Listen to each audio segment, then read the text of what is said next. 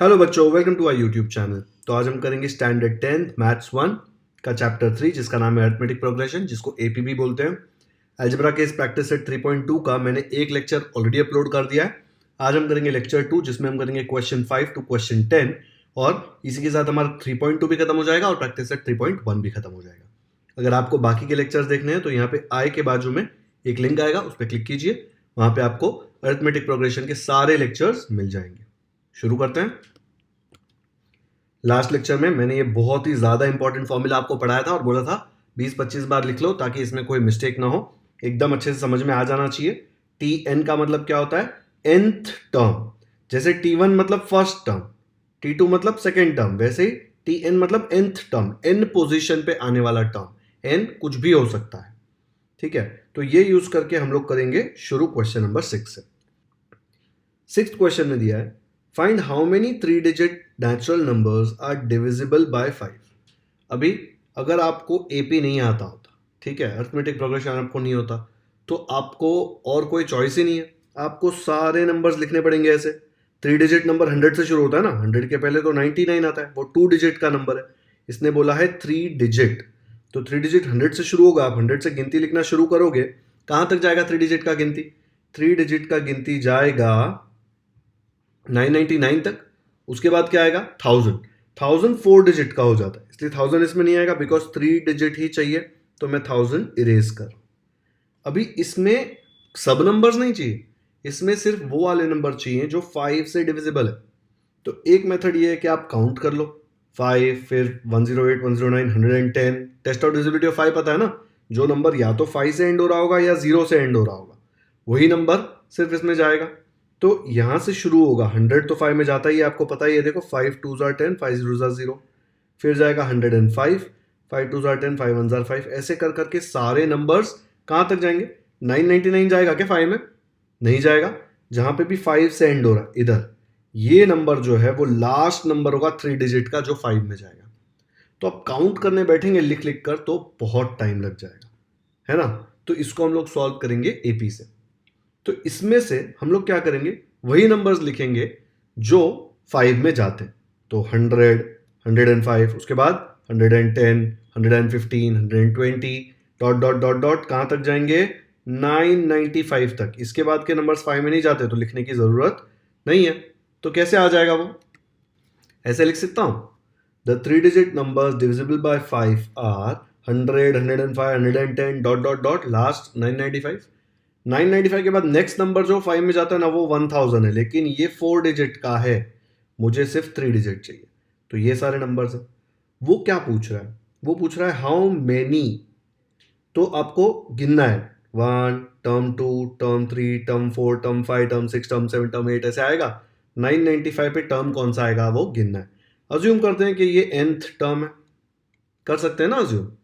nth, n मतलब क्या है? n का कोई वैल्यू होगा, क्या है हमको भी नहीं पता, लेकिन अब इसको nth टर्म ले सकते हैं ना। तो हम बोलते हैं भाई ये एक एपी है। पहले बताओ ये एपी क्यों है? क्योंकि डिफरेंस देखो कॉमन है। 105 माइनस 100 कितना आएगा? 5। 110 माइनस 105, 5। इधर 115 आएगा आगे, 115 माइनस 110, 5। सब जगह डिफरेंस कॉमन है, मतलब ये एपी है। और मुझे पोजीशन निकालनी है, 995 कितवा टर्म है? फर्स्ट टर्म नहीं, सेकंड टर्म नहीं, थर्ड टर्म नहीं, fourth, fifth, six, seventh, eight नहीं पता, nth टर्म। तो यहां पे मैं बोल सकता हूं कि भाई ये एपी है और ये क्या है? टीएन। और एपी का ए क्या है? First term. फर्स्ट टर्म है 100, करेक्ट। और कॉमन डिफरेंस क्या आएगा? कॉमन डिफरेंस होगा T2 माइनस T1। रफ में करा रहा हूं। T2 क्या है अपना? 105 और T1 है 100, तो 105 और 100 डाला यहां पे, तो आएगा 105 minus 100 which is equal to 5। ठीक है। अब आपको ए पता है, आपको डी पता है, आपको टीएन का फॉर्मूला तो ऑलरेडी आता है, 25 बार लिखा है आपने। क्या है टीएन का formula? T N is equal to A plus N minus 1 into D. ये रफ में करा रहा हूं। टीएन क्या है? टीएन है अपना 995, तो 995 इज इक्वल टू ए है अपना 100 प्लस एन अपने को नहीं पता है, और डी कितना है? डी है 5 है ना डी, तो डी हो गया 5। ये ब्रैकेट खोला तो मिलेगा 100 plus 5 into N is 5n minus 1 into 5 is minus 5। ये मल्टीप्लाई होगा ना दोनों से, ठीक है। ये किसका वैल्यू है? 995 इक्वल टू। अब ये जो नंबर्स हैं 100 और -5 इसको उधर लेके जाओ तो क्या मिलेगा 995 minus 100 plus 5 equal to 5n।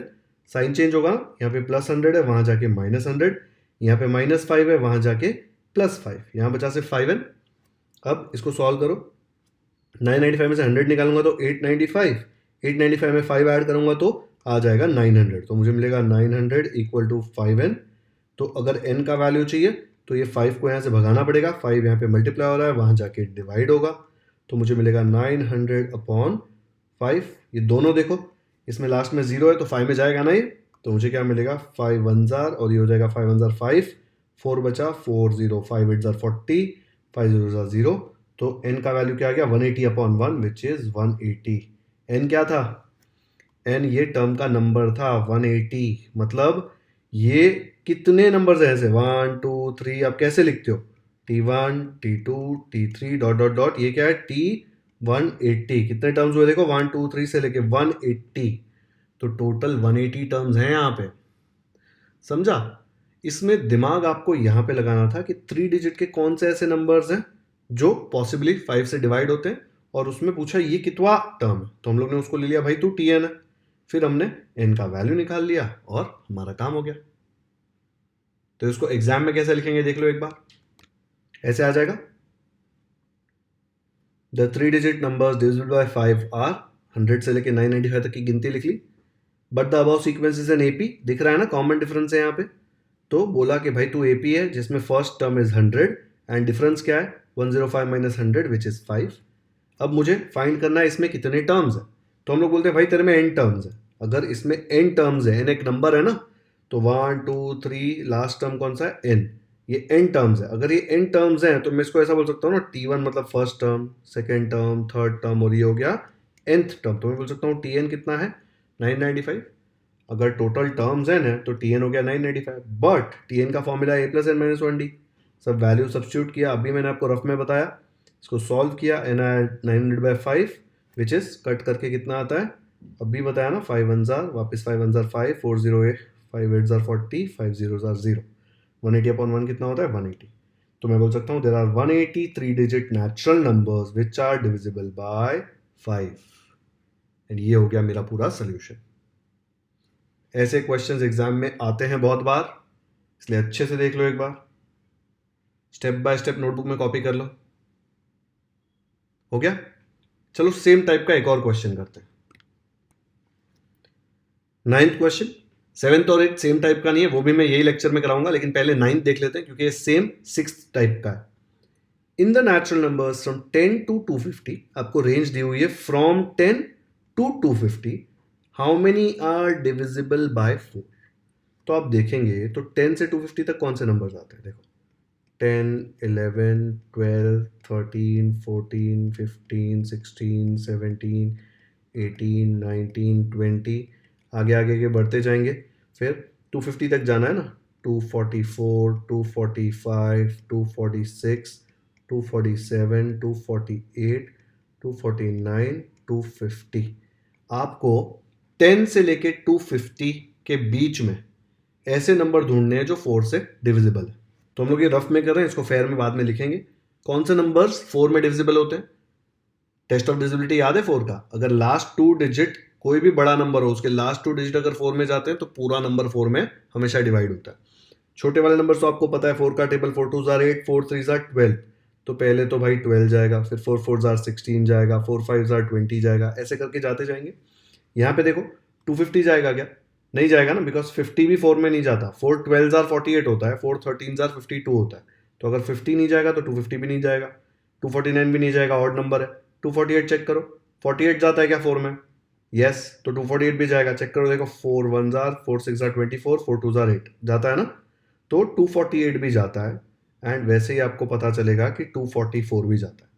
पर मुझे तो इसमें से यही नंबर्स चाहिए ना, क्योंकि उसने बोला है 10 से 250 में ऐसे नंबर बताओ जो डिविजिबल बाय 4 है।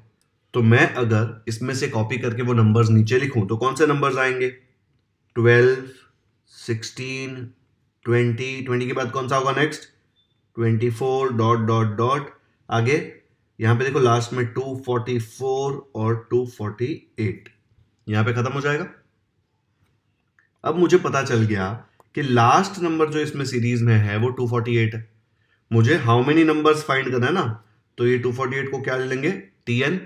मैंने अभी आपको एग्जैक्टली ऐसा क्वेश्चन बताया, दिख रहा है ये एपी है, ये एपी है क्योंकि हर एक के बीच में डिफरेंस 4 है। 16 माइनस 12 4, 20 माइनस 16 4, 24 माइनस 20 4, 248 माइनस 244 4। तो आपको पता है कि a 12 है, d 4 है और tn जो है वो 248 है।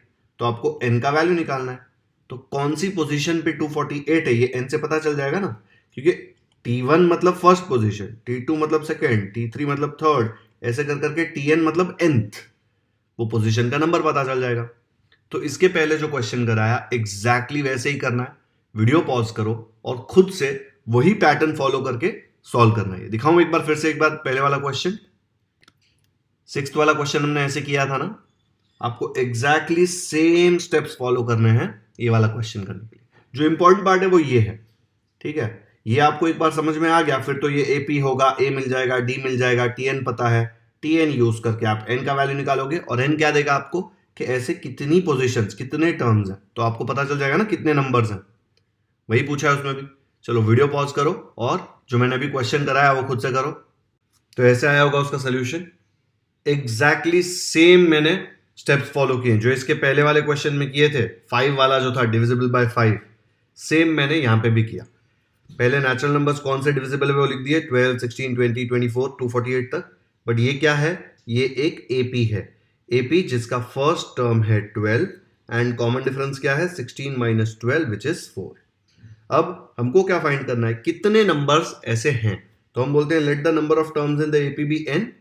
तो जो n टर्म होगा उसको हम tn बोलते हैं ना, तो tn कितना आ जाएगा 248।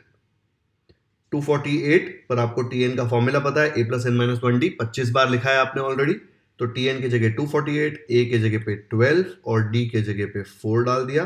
फिर इसको सॉल्व किया, 4 into n 4n, 4 into minus 1 minus 4। ये 4n का वैल्यू चाहिए आपको, तो ये 12 को उधर भेजा तो माइनस 12, ये माइनस 4 को उधर भेजा तो plus 4। 248 minus 12 plus 4, minus 12 plus 4 मतलब माइनस 8, 248 माइनस 8 मतलब 240। 4n लिख दिया, n का वैल्यू चाहिए, 4 यहाँ पे मल्टीप्लाई हो रहा है, वहां जाके डिवाइड होगा, आपको मिलेगा 240 अपॉन 4, 4 1 जार और ये हो जाएगा 4 6 जार 24, 4 0 0।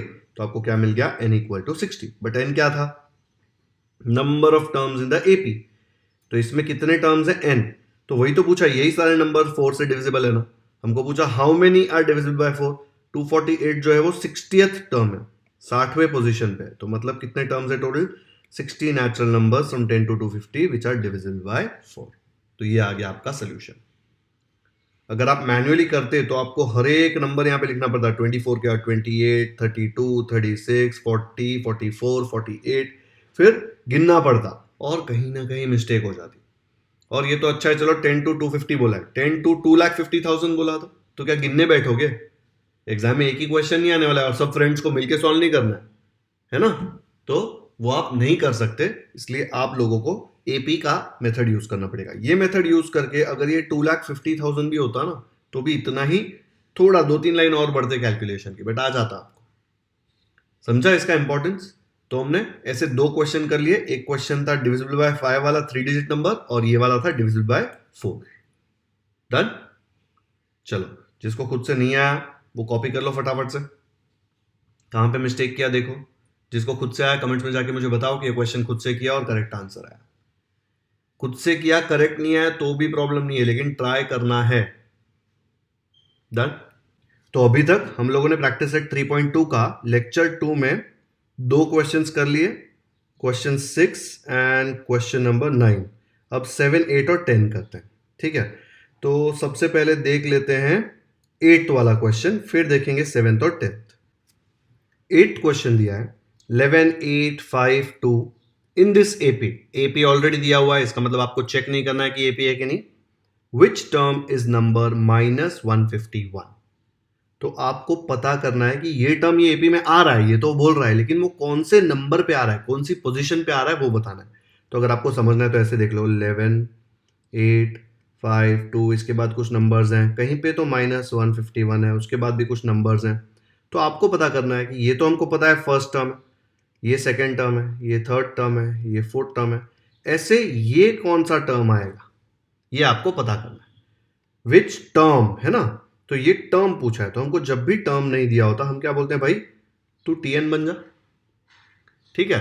फिर हम n की वैल्यू निकाल लेंगे, जैसे ही n की वैल्यू पता चली, लेट्स से n की वैल्यू है 105, तो हम लोग बोलेंगे दिस इज 105th टर्म, है ना। तो अभी आपको Tn पता है -151, तो आपने ले लिया a कितना है भाई, a मतलब फर्स्ट टर्म 11, कॉमन डिफरेंस क्या होता है, T2 माइनस T1, क्या है T2 है 8 और T1 है 11, तो 8 माइनस 11 विच इज -3, ओके। अब आपको Tn पता है, Tn is equal to a plus n minus 1d, 50 बार ये फॉर्मूला लिख लिया, 50 के 25 ना। Tn क्या है, Tn हमने लिया है -151, तो बोल देंगे -151 इक्वल टू a के जगह पे 11 प्लस n माइनस 1, d के जगह पे -3, इसलिए ब्रैकेट में डाल दिया। बस इसको सॉल्व करेंगे तो आपको n की वैल्यू मिल जाएगी। कैसे आएगा देखो, 11 ये प्लस और माइनस बन जाएगा माइनस, है ना। फिर मुझे मिलेगा 3 इंटू एन माइनस 1, यहाँ पे -151, फिर 11 minus 3 into N minus 3n, फिर माइनस इंटू माइनस प्लस, फिर 3 इंटू 1 3, और यहाँ है -151, ये -3n को उधर भेज दो तो बन जाएगा +3n, ये -151 को इधर भेजो तो बनेगा +151, ठीक है। प्लस इधर 11 है और +3 है, तो +11 +3, 3n की वैल्यू क्या आ गई आपको, 151 प्लस 3 आ जाएगा 154, 154 प्लस 11 आ जाएगा 165।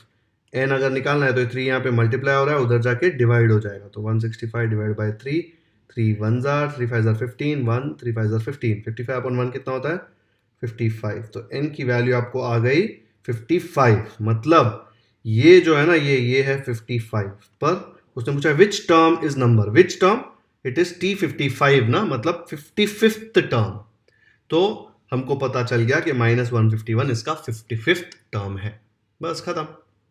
तो ये मैंने आपको रफ में करा दिया, एक बार ट्राई करो खुद से फेयर में कैसे लिखोगे, फिर मैं आपको बताता हूं कि एग्जाम में कैसे लिखना है, नोटबुक में कैसे लिखना है, ताकि आपको फुल मार्क्स मिले। सब लिखना पड़ेगा ना रीजन के साथ, we know that, therefore, let. चलो देखते हैं कैसे लिखना है इसको। तो यहाँ पे इसको ऐसे लिख दिया, the given AP is 11852 comma कहीं पे दो, आगे -151 भी आने वाला है, चाहिए आपको, अगर चाहिए तो आप ऐसे बता सकते हो, कहीं पे तो -151 आएगा, उसके बाद भी AP खत्म नहीं होता, -151 कहीं पे तो है, ठीक है। तो वो आपको पता करना है। A हमको पता है फर्स्ट टर्म 11, D हमने T2 माइनस T1 करके -3 निकाल लिया। Let the nth term of the given AP भी -151, इसको हमने nth टर्म ले लिया, ठीक है। तो Tn क्या आ गया, -151, nth टर्म है तो उसको टर्म को Tn नाम देते हैं ना हम लोग, क्योंकि टर्म T का टर्म, n का nth टर्म, तो Tn -151, बट Tn का फॉर्मूला तो ये है, 25 बार लिखा है, Tn की जगह पे Tn का वैल्यू, A की जगह A का वैल्यू, D की जगह D का वैल्यू, सॉल्व किया और फिर हम लोग को आ गया n इक्वल टू 165/3। देखो यहाँ पे दोनों 3 के टेबल में जाते हैं, कैसे पता चला, 1 + 6 7, 7 + 5 12, 12 3 में जाता है तो पूरा नंबर 3 में जाता है, 3 1 जार, 3 5 जार 15, 1 रिमाइंडर, तो 1 यहाँ पे आ जाएगा, 15 बन जाएगा, 3 5 जार 15, 55/1 कितना होता है 55, तो आपको n क्या मिल गया, आपको n मिल गया 55, ठीक है। तो आपने लिख दिया answer, the 55th term of the given AP is -151, खत्म, है ना, एकदम सिंपल। फिर से आपने Tn का कॉन्सेप्ट यूज किया, इतना नीटली लिखो एकदम अच्छे से, ताकि आपको फुल मार्क्स मिले। नीटनेस के भी मार्क्स होते हैं, ऐसे नहीं होता कि अरे नीटनेस का हाफ मार्क दे दिया। नीट लिखा तो टीचर को चेक करना बहुत ईजी होता है। आप सोचिए टीचर को 100 200 पेपर चेक करने होते हैं, सेम क्वेश्चन 100 बार चेक करना, उसको एग्जैक्टली पता चल जाता है कि कहाँ पे क्या मिस्टेक हो सकती है ना। तो आप लोगों को एकदम नीट अच्छे से लिखना है, ताकि टीचर पेपर देखकर ऐसे अरे यार ये कितना गंदा लिखा है, कितना टाइम लगेगा, उसको ऐसा लगना चाहिए अरे वाह कितना सही तरीके से बॉक्स बनाया हुआ है, फाइनल आंसर लिखा है, सब स्टेप्स लिखे हैं। Most of the time teacher यहाँ देखिए बोले बहुत अच्छा किया है, शायद सब सही किया होगा, क्योंकि उसको सीधे नंबर्स दिख जाते हैं कि कहाँ माइनस क्या किया है, ठीक है। उसको ऐसे एक एक लाइन पढ़नी नहीं पड़ती आपकी तरह, क्योंकि इतने सालों की प्रैक्टिस होती है, 100 पेपर एक साथ करेक्ट करते हैं, तो उनको आइडिया होता है कि मिस्टेक्स कहाँ होती है। इसलिए एकदम नीटली लिखो, बॉक्सेस बनाओ, फाइनल आंसर लिखो, ताकि उसके लिए इजी हो और वो खुशी खुशी आपको फुल मार्क्स दे दे। चलो कॉपी कर लो फटाफट से, नेक्स्ट करते हैं। 7th क्वेश्चन दिया है, the 11th term and the 21st term of an AP are 16 and 29 respectively. Then find the 41st होना चाहिए, 41st नहीं, 41st होता है ना, first term of that AP। अब ये एक AP है, ये आपको पता है, लेकिन आपको AP का क्या नहीं पता है, आपको 41st टर्म नहीं पता है।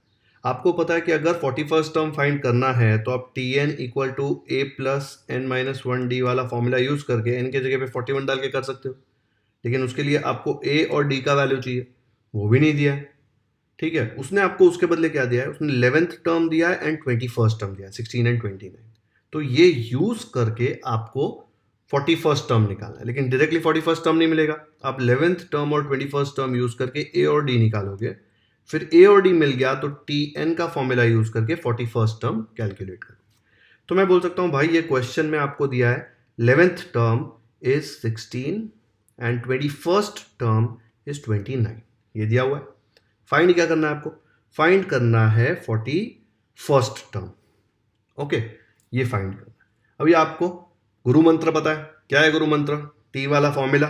तो आप बोल सकते हैं we know that Tn equal to a plus n minus 1 into D.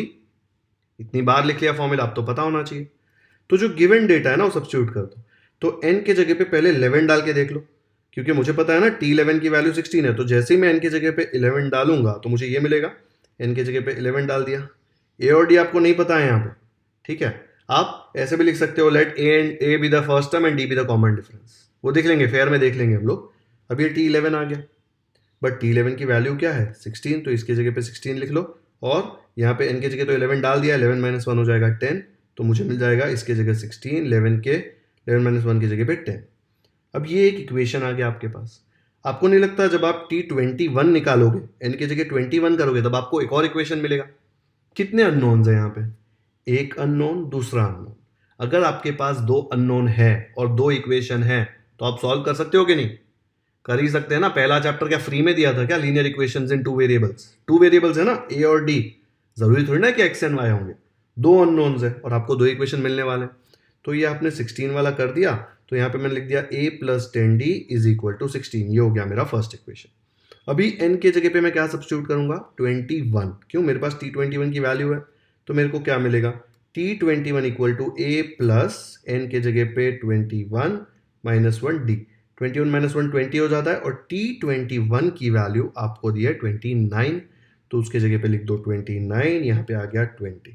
अब इसको ऐसे लिख दो, a plus 20d equal to 29। दो इक्वेशन मिल गए आपको, बस अब ये दो इक्वेशन को सॉल्व करना है और आपका काम हो गया, है ना। देखो यहाँ पे अगर मैं ये दो इक्वेशन सॉल्व करता हूं तो हो जाएगा ना मेरा काम।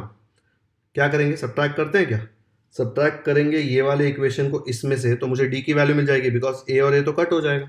तो मैं क्या करता हूँ, इक्वेशन 1 को इक्वेशन 2 में से सब्ट्रैक्ट करता हूँ, है ना। तो मुझे मिलेगा a plus 20d equal to 29, a plus 10d is equal to 16। Minus minus minus sign change होगा ना सब्ट्रैक्ट करेंगे तो। याद रखना है सब्ट्रैक्टिंग इक्वेशन 1 फ्रॉम इक्वेशन 2, तो जो फ्रॉम कर रहे हैं ना वो ऊपर आएगा। अब देखो यहाँ पे ये a माइनस से 0 हो जाएगा, 20 माइनस 10 आ जाएगा 10, d है साथ में, 29 माइनस 16 है 13, 10d का वैल्यू 13 है, तो d का वैल्यू क्या आएगा, 10 यहाँ पे मल्टीप्लाई हो रहा है, वहां जाके डिवाइड होगा, d का वैल्यू आ गया 13/10, करेक्ट। अब ये d का वैल्यू इसमें सब्स्टिट्यूट कर दो, ये वाला फर्स्ट इक्वेशन में, तो a प्लस 10 d की जगह पे क्या आएगा 13/10, तो मुझे क्या मिलेगा, a plus 10 into 13/10 is equal to 16, ऐसे मिलेगा ना। d के जगह पे इसका वैल्यू डाल दिया, अब ये 10 और 10 कट गया, क्या बचा, a प्लस 13 इक्वल टू 16। 13 को उधर भेज दो, माइनस हो जाएगा, इधर प्लस है, 16 माइनस 13 आ जाएगा 3, तो आपको a का वैल्यू मिल गया 3। ओके, तो जैसे ही आपको a का वैल्यू 3 मिला और d का वैल्यू 13/10 मिला, आपको कोई भी टर्म पूछा आप निकाल सकते हो। उसने T41 पूछा है, तो हम लोग बोलेंगे भाई इसका फॉर्मूला तो एकदम सिंपल है, Tn is equal to a plus n minus 1 into d. आपको उसने पूछा है T41, तो आपको मिलेगा a के जगह पे 3, n के जगह पे आपने 41 डाला है तो 41 - 1, d क्या निकाला भाई अपन ने, d निकाला 13/10, तो उसके जगह डाल दिया 13/10, ये हो जाएगा 3 प्लस 41 - 1 हो जाएगा 40 इंटू 13/10, 0 0 कट, क्या बचा 3 प्लस 4 इंटू 13, 13 4 जार 52, 3 प्लस 52 कितना होता है 55, तो T41 क्या आ गया आपको 55, यही तो पूछा था, तो इसका वैल्यू अपन ने निकाल लिया। समझा है ना, एकदम सिंपल। आपको 2 टर्म दिए थे, 2 टर्म से आपने 2 इक्वेशन निकाले, दोनों इक्वेशन को सॉल्व करके ए और डी का वैल्यू निकाल लिया, जो वैल्यू आया वो यूज करके T41 निकाला। अब इसके बाद अगर मैं एक और एक्स्ट्रा क्वेश्चन पूछता हूं कि T101 101st टर्म कैलकुलेट करो, कर सकते हो क्या? ऑब्वियसली कर सकते हो, इनके जगह पे 101 सब्स्टिट्यूट कर दो, ए और डी का वैल्यू तो आपके पास है। चलो फटाफट से एक्स्ट्रा क्वेश्चन सॉल्व करो। T101 क्या आएगा मुझे कमेंट सेक्शन में बताओ, फटाफट से करो, वीडियो पॉज और सॉल्व करो। निकाल लिया T101 तो कमेंट्स में बता दो। अब इसका पूरा सोल्यूशन देखते हैं कैसे लिखेंगे एग्जाम में। ऐसे आएगा इसका पूरा सोल्यूशन, पहले लिखेंगे ये गिवन क्या है, फाइंड क्या करना है, सोल्यूशन। ऐसे लिखोगे तो क्या थोड़ा सिस्टमैटिक हो जाता है, जरूरी नहीं है लिखना है, ज्योमेट्री में आप लिखते हो, बट यहाँ पे बहुत ही क्लियर डेटा दिया था। Let a be the first term and d be the common difference of the A P, तो हमको पता है हम ये फॉर्मूला यूज कर सकते हैं, T n equal to A plus N minus 1 d. फिर हमको 11 दिया था, T11 सब्स्टिट्यूट किया, फर्स्ट इक्वेशन निकाला। फिर हमको T21 दिया था, देखो यहाँ पे T21 29 है, तो T21 कैलकुलेट किया, उसका वैल्यू डाला और सेकंड इक्वेशन निकाला। मुझे यहाँ पे इसको साइमल्टेनियसली सॉल्व करना है, तो मैंने क्या किया, सबट्रैक्टिंग इक्वेशन 1 फ्रॉम इक्वेशन 2 किया। तो फ्रॉम मतलब इसमें से निकाल रहा हूँ तो ऊपर आएगा, ये नीचे आएगा। सबट्रैक्ट किया तो साइन चेंज होता है, माइनस माइनस, यहाँ पे ए कट, बचा 20 - 10 विच इज 10d, 29 - 16 13, तो आपको 13, ये d जो निकालना है 10 नीचे चला जाएगा, d आएगा 13/10। हमको d नहीं पूछा है, हम d निकाल रहे हैं क्योंकि हम लोगों को काम आने वाला है। ये d आपने इक्वेशन 1 में ऊपर सब्स्टिट्यूट कर दिया, तो यहाँ पे d के जगह पे 13/10 डाल देंगे, 10 10 कट, a + 13 = 16, 13 उधर माइनस होगा, a का वैल्यू आपको आ जाएगा 3। सब्स्टिट्यूट करके सॉल्व कर लिया। अब a मिल गया, d मिल गया, आपको उसने T41 पूछा है, तो आ जाएगा a + 41 - 1d, यही वाला फॉर्मूला फिर से यूज किया। वहां पे 41 - 1 40, डी के जगह 13/10, 0 0 कट, 4 13 ज़्यादा आ जाएगा 52, है ना, 52 लिखा, 3 + 52 आ गया 55, तो T41 की वैल्यू 55, तो T41 55 मत लिख देना, आंसर लिखेंगे the 41st term of the AP is 55, और ऐसे करके आपका पूरा सोल्यूशन आ जाएगा। आप ये नेक्स्ट पेज पे कर लेना, मेरे पास यहाँ पे जगह नहीं है, मैं बार बार नेक्स्ट पेज करूंगा तो आपको कंफ्यूजन होगा। आया समझ में? चलो कर लो कॉपी, और T101 कमेंट्स में बताना है, ऐसे बैठे बैठे कुछ करना नहीं है, मेहनत ऐसा मत करो। T101 कैलकुलेट करो और कमेंट्स में बताओ। नेक्स्ट करते हैं, तो हमने 8th भी कर लिया, 7th भी कर लिया, अब करते हैं 10th क्वेश्चन। 10th क्वेश्चन में दिया है इन एन एपी है मतलब, तो ए और डी होगा, 17 term is 7 more than its 10th term, find the common difference. ये दिख रहा है कैसा वाला प्रॉब्लम है, वर्ड प्रॉब्लम है ये, आपको ये वर्ड्स को एक इक्वेशन में कन्वर्ट करना है। तो रफ में पहले सॉल्व कर लेते हैं। 17th टर्म मतलब क्या, T17, 10th टर्म मतलब T10। ये क्या बोल रहा है, 17th टर्म इज मतलब 17th term is 7 more then 10th term, ये इक्वेशन क्वेश्चन में दिया हुआ है। आपको पता है T17 क्या होता है, T17 होता है a + 17 - 1 × d, है ना, n-1 होता है ना। अरे यार ये फॉर्मूला लिखा ना 25 बार, a + n - 1 × d, तो यहाँ पे अगर 17 डाला तो यहाँ पे भी 17 आएगा ना, 17 - 1 क्या आ जाएगा, इक्वल टू a + 17 - 1 हो जाएगा 16, और d साथ में। वैसे ही T10 क्या आएगा, T10 आएगा a + 10 - 1 × d equal to a + 9d। बस क्या है, ये दोनों वैल्यू सब्स्टिट्यूट कर दो इधर और इधर, तो आपको मिल जाएगा T17 के जगह पे लिखो a + 16d equal to T10 के जगह पे लिख दो a + 9d, साथ में +7 है तो +7 लिख दो। हमको किसका वैल्यू चाहिए, d का ना, और a का तो कट हो जाएगा, ये सबको इधर लेके आओ तो आएगा a + 16d - a - 9d equal to 7। ये a इधर प्लस है, उधर जाके माइनस, +9d उधर जाके -9d, a - 1 cut, 16d - 9d क्या आएगा, 7d और इक्वल टू 7, d क्या आ जाएगा, 7 उधर जाके डिवाइड होगा, 7 डिवाइड बाय 7 हो जाएगा 1, तो d की वैल्यू आ गई 1। पूछा क्या भाई, फाइंड द कॉमन डिफरेंस, निकाल लिया, d इज इक्वल टू 1। है ना एकदम टाइम पास क्वेश्चन, बट लिखते वक्त आपको सब लिख के बताना पड़ेगा, वी नो दैट, लेकिन कॉन्सेप्ट काफी सिमिलर है। जो इसके पहले यूज किया tn वाला फॉर्मूला, बार बार आपका वही फॉर्मूला यूज करके आप सॉल्व कर रहे हो। ये कंडीशन समझ में आया ना कैसे लिखा, क्वेश्चन में ही दिया हुआ है। तो कैसे आएगा इसका सोल्यूशन, ऐसे आ जाएगा। पहले लिखेंगे late a be the first term and d be the common difference of the AP, we know that tn equal to a plus n minus 1d। कौन सा टर्म बोला 17, तो t17 निकाल लिया, ये वाला इक्वेशन, फिर t10 निकाल लिया, ये वाला इक्वेशन, ठीक है। इसको नंबर दे दो अगर आपको देना है, तो ये हो जाएगा आपका इक्वेशन नंबर 1, ये हो जाएगा इक्वेशन नंबर 2। तो इसको नंबर्स दे दिए, ये वाले इक्वेशन को 1, ये वाले इक्वेशन को 2। According to the given condition क्या है, 17th term is 7 more than its 10th term, तो according to the given condition 17th term is 7 more than its 10th term. t17 के जगह पे मैं डाल सकता हूँ a प्लस 16d, देखो यहाँ पे इक्वेशन 1 से, और t10 के जगह पे डाल सकता हूँ a प्लस 9d प्लस 7, ऐसे ये दोनों आप कहाँ से लेके आए, फ्रॉम इक्वेशन 1 एंड 2, इसलिए यहाँ पे लिख देना है। फिर ये a और a देखो ऐसे ही कैंसिल हो जाता है, नहीं समझ में आता है तो ये स्टेप में ये -1 लेके आओ, यहाँ कर दूं क्या, आपको कंफ्यूजन हो रहा है इसमें, ये -a और ये -9d यहाँ पे आएगा, चलो लिख लेता हूँ वो भी, देख लो यहाँ पे a प्लस 16d था, ये a इधर आके -a, ये प्लस 9d इधर जाके -9d, इक्वल टू के इस तरफ सिर्फ मैंने 7 रखा, ये -a और a कट हो जाएगा, करेक्ट, बचा क्या 16d माइनस 9d, 16 माइनस 9 होता है 7, साथ में d था तो d लिख दिया। अब आपको d का वैल्यू चाहिए, तो 7 यहाँ पे मल्टीप्लाई हो रहा है, वहाँ जाके डिवाइड होगा, 7/7 क्या आ जाएगा, 7/7, 7 1 जार 7 1 जार, बचेगा सिर्फ 1। तो common difference of the given AP क्या आ गया, 1। यही तो पूछा था क्वेश्चन में, फाइंड द कॉमन डिफरेंस। तो ये मिक्स कर दिया, ये कंडीशन जो बनाया ना, ये एक्चुअली लीनियर इक्वेशन या क्वाड्रेटिक इक्वेशन में आपको एक कंडीशन आता था वर्ड प्रॉब्लम में, तो वो मिक्स किया। कॉन्सेप्ट यहीं पे 1 और 2 पे ही खत्म होता है, फॉर्मूला यूज करके आपको इसकी वैल्यू निकालनी है, फिर ये तो इक्वेशन सॉल्व करके आपको डी मिल जाएगा। इसके बाद आपको डी मिल गया, उसके बाद आप ए निकाल सकते हो क्या इसमें, आप अगर ये वाले इक्वेशन में डी सब्स्टिट्यूट कर दोगे तो भी आपको ए शायद नहीं मिलेगा, क्योंकि ए और ए तो कट ही हो जाता है, तो यहाँ पे ए निकालना मुश्किल है। पूछा तो है नहीं, यहाँ पे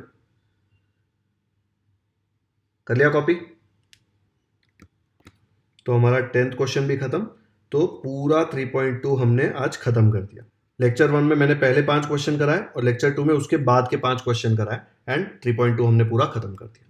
वीडियो यहीं पे खत्म करते हैं। अगर वीडियो पसंद आए तो लाइक जरूर करें, लिंक अपने दोस्तों के साथ भी शेयर करें ताकि उनको भी 3.2 अच्छे से समझ में आ जाए।